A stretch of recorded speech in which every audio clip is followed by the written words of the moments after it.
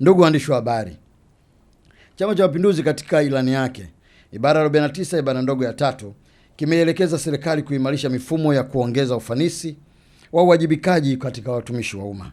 Na katika kutekeleza lengo hili, Ofisi ya Rais, Management ya Utumishi wa Umma na Utawala Bora imefanya marekebisho ya mifumo ikiwemo mfumo wa e-mrejesho ili kuwawezesha wananchi hususa walio mbali na maeneo ya ofisi hizo kutoa maoni na kama wana malalamiko, lakini wakati mwingine pia hata kama kuna pongezi kuhusu huduma zinazotolewa na serikali na taasisi zake.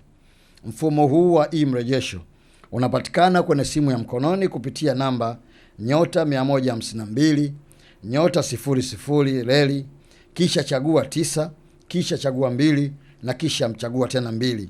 Mfumo huu kwa sasa utakuwa na moju ya sema na kiongozi, ambao wananchi wote wataweza kutoa mrejesho, yani maoni yao, na kama kuna malalamiko au pongezi, moja kwa moja kwa waziri mhusika, mkuu wa mkoa, mkuu wa wilaya au mtendaji wa taasisi yote ya umma, na kujibiwa ujumbe huo kwa SMS. Taarifa zitakazokusanywa kupitia mfumo huo zitachakatwa na kutumiwa kuboresha huduma kwa wananchi.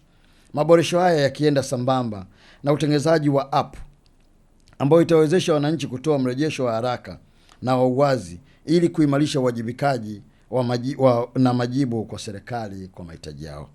Ndugu zangu, labda niseme tu katika eneo hili, nalo pia nieleze vizuri kwamba mfumo huu wa e-mrejesho ni, kwa lugha ya Kiingereza wanasema ni kama interface, direct interface au linki na wananchi. Mwananchi hapo ulipo wewe unaweza ukatuma ujumbe wako kama una jambo ambalo hujaridhishwa nalo. Lakini sisi kama Ofisi ya Rais Utumishi, yale maoni yote mnaopeleka, hata kama unapeleka Wizara ya Habari, sisi kama Ofisi ya Rais Utumishi ambao tunasimamia mfumo huu tunayaona.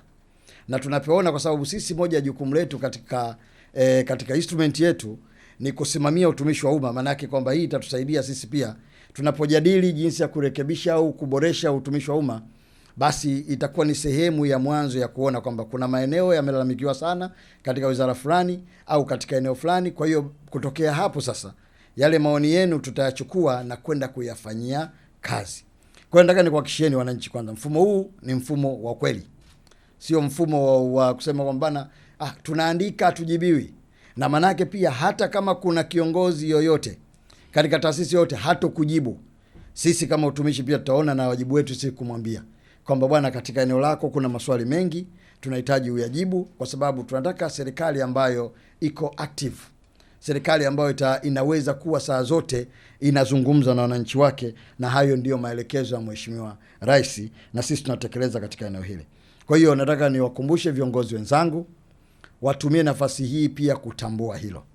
Sio kwamba wawenze pale kwamba bwana, hilo jambo kuna mtu fanya tajibu. Hapana. Ni wajibu wetu kama viongozi katika awamu hii ya 6 kupitia maelekezo ya sera, kupitia maelekezo ya Mheshimiwa Rais, kwamba ni lazima tuweze kukutana na wananchi mara kwa mara, na moja ya eneo ambalo tumejaribu kurahisisha kukutana na wananchi ni eneo hili la kimtandao au kimfumo.